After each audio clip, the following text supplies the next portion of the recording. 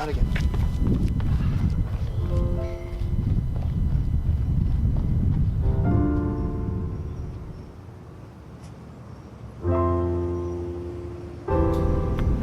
Hey guys, it's Franky, and today I'll be showing you guys around my service site of Truman Middle School. Let's go see what all the hubbub's about.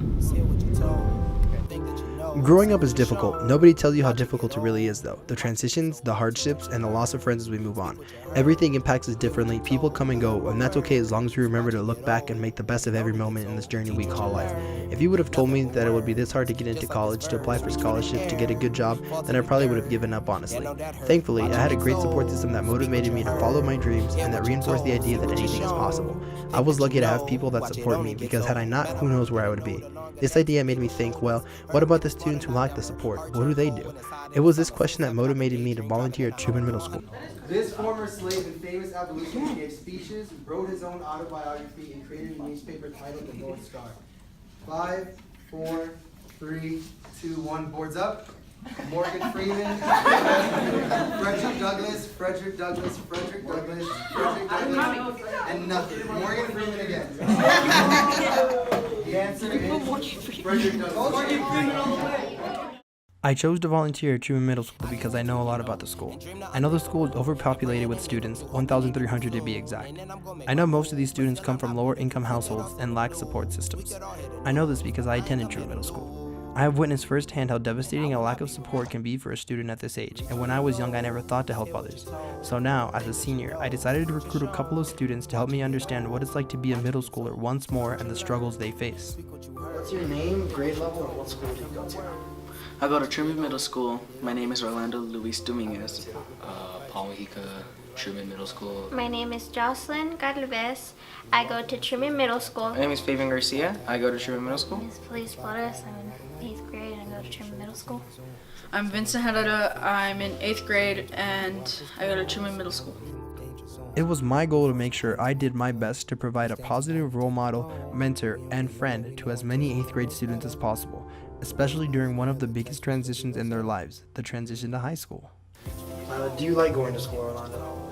Sometimes, but sometimes not the best days. Oh, I love going to school. I love an education. I want to be something really good in life.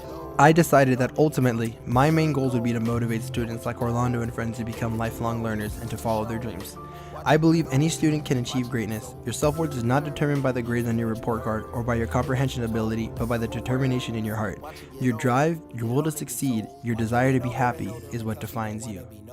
So what do you want to be actually when you grow up, Paul? I want to be in the Marines. The Marines? Why the Marines? Because it interests me and I've always wanted to do that since I was a kid. I either want to be a chef because my parents are good at cooking, or I want to be someone like a social worker to help with families. I knew that some of the students would struggle with the idea of college and high school. Many would question its relevance. Others would question their own abilities to succeed.